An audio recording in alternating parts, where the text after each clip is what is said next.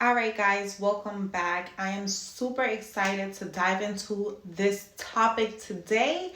And I'm looking to continue it because it's such a big topic. It's something that we are constantly having to elevate and work on for the rest of our lifetime, right? For the rest of our life. So, what am I talking about? Self concept, our perception, our beliefs, our ideas about ourselves personally. And this really hit home for me in a lot of ways.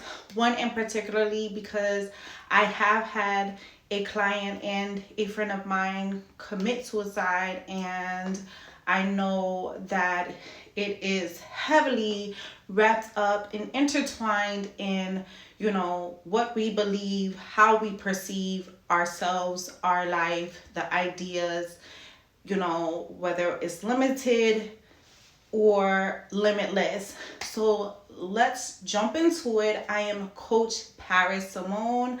Welcome back. If you are a current subscriber, I'm so glad that you are back. I love giving some direction and adding some value to your life. So I hope anything that I say today, you are able to walk away with a nugget, a gem that is life changing or intriguing, something that you can follow up on, right? And if you are new here, I hope I am able to plug into your life and hit the subscribe button if you find this content valuable to you. And don't forget to hit the like button. This allows other people to see my content, for my videos to be more in circulation and engage with me. I would love to hear your feedback. So don't forget to leave your comments below. All right, so now self concept. Since you already know what self concept is, remember it is the beliefs, the perceptions, the ideas we have about our personal selves, right? It is our drivers, it is our deal breakers, or it is our drivers. Either it's going to motivate us or it's going to make us procrastinate, make us stagnant, keep us in a in still waters, and we want to be on the flow. So how can we get on the flow? And I want to first dive more into self-concept. That way I want to make sure you have a clear understanding of what it is. All right, so I want to start with a story about me, because there was a time in my life where, what do people say, you don't realize how blank, right? You don't realize your potential. You don't realize how beautiful you are. You don't realize how smart you are. You don't realize what you can do. You don't realize what you bring to the table. My thing was, a lot of people always told me, Paris, you don't realize how beautiful you are. And maybe, I can see I really did have a low self-esteem, right? Especially in high school. Like, I had a very low self-esteem. I was in a horrible, stupid relationship. I had no business entertaining. But it is what it is. You learn, you live, you learn. But after breaking away from that relationship, and it was hard, that was my first love. So, after breaking away from that relationship, I experienced a roller coaster of emotions, right? I was depressed. I felt worthless. This guy cheated on me. And, I felt like I'm grieving, but then, it's like I want to leave him. He's no good, da da da. And then I'm battling because I know the relationship is not good. It doesn't serve me. He hurts me. He tears me down in every way he can. And I'm battling. I can't even believe I'm considering staying with this guy, right? It's crazy. And anyway, I was able to pull myself out of this rut. I started continuing to lean on the positive, the optimistic. I put on my gospel music back then when I was in the Lord, and, let it flow. Boom, right? And then I made a pact to myself. I made a pact that I would never allow a guy to get me to that point. I would never allow it. I was going to be on my pretty girl privilege. I was going to figure out who I was, what these people were saying about me, and how to embrace it, right? And I certainly did. I moved back home to Philly. I watched people. I started to, I watched people I admire. I started to pamper myself in ways that I typically would not take care of myself, because before I felt so beat down, so, just torn apart and brokenhearted. Even in a relationship with him, I was still so torn.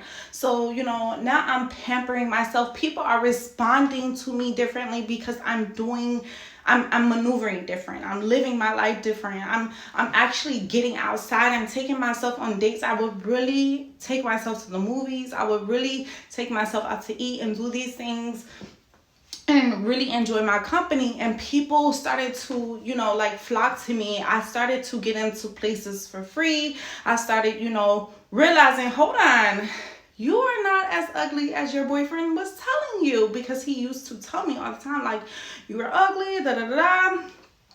And, I would just laugh it off, like, whatever.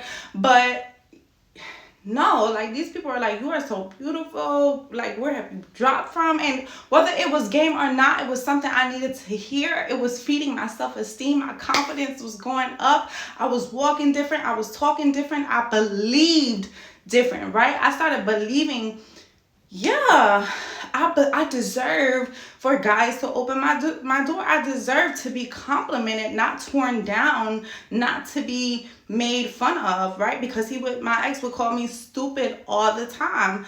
And people are out here saying, you are so beautiful, you are so smart, you are so complex. And I'm like, I am?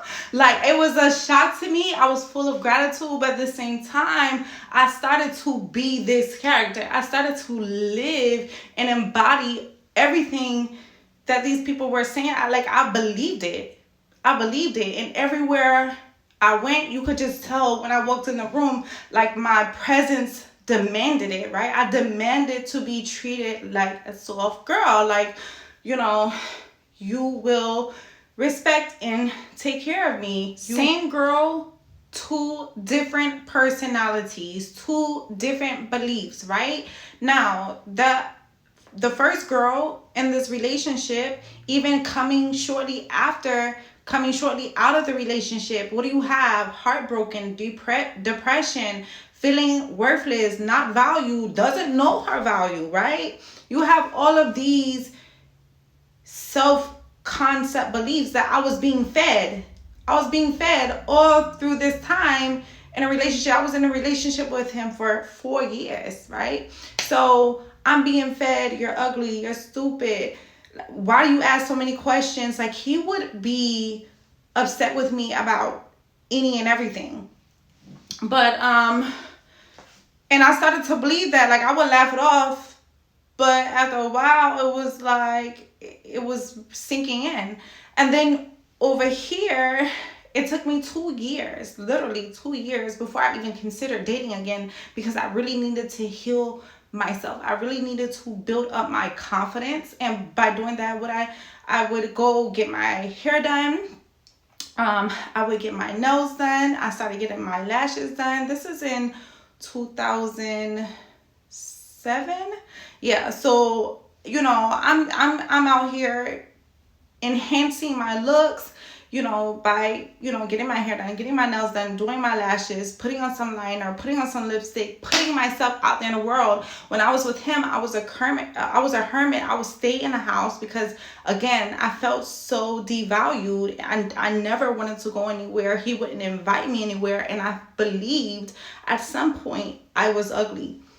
So over here, you see me taking care of myself differently. Why? Why am I taking care of myself differently? Because I believe.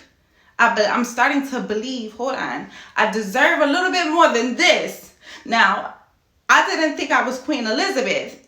You know what I mean? And you should come pick me up on a horse and a carriage. I wasn't there yet. But I didn't want to be where I was. I didn't believe that anymore. So you could see a difference in my attitude. You see a difference in the way I spoke about myself. You've seen a difference in the people I chose to hang around, to have in my life. Like, everything changed.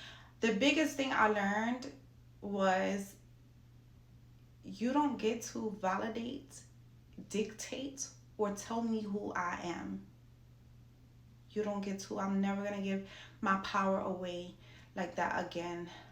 I have control. I have the power. And the moment that I decided to break away from that relationship, although I had to go through the transition phase, which is painful, I took my power back immediately. I reclaimed it. And I'll be the first one to tell you, if you are still attracting the same situations, the same type of people or circumstances in your life, and you can't figure it out, that's a red flag that there are some things within yourself that you have not healed, that you still need to work on, that needs practice, right?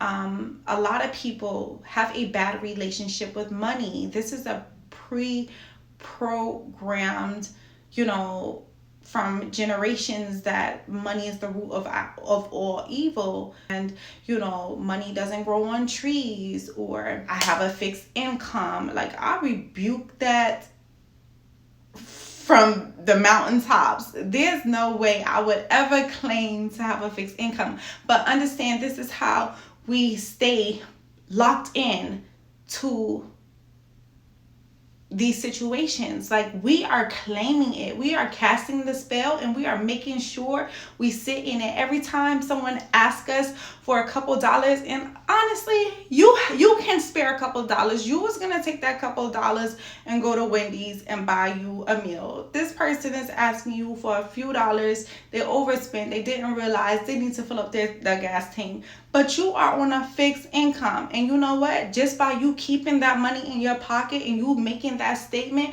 you're going to stay on that fixed income. Like, people, this is how it works. This is how it works. You can't get past that $36,000, cap a year, that salary. That's because you keep telling yourself, I can't do it. When your self-concept changes, and you start seeing yourself as a 60,000 person a year, as a six-figure person a year, then guess what? The outside reality starts to change. But guys, I really want to dive deeper into this subject, and we can talk all day about this, but I have to put on dinner, get my children ready. But I am going to do a part 2. Please make sure you leave me some comments, leave me some feedback below. Let me know, where you are on this subject, and what we can do, what I can do to help you, pour into you, and support you through this transition. Until next time, I will be posting the second follow-up video within 3 days. It could be tonight. Until next time, don't forget to hit the subscribe button. Again, sharing is caring. Don't forget to share, like, and subscribe.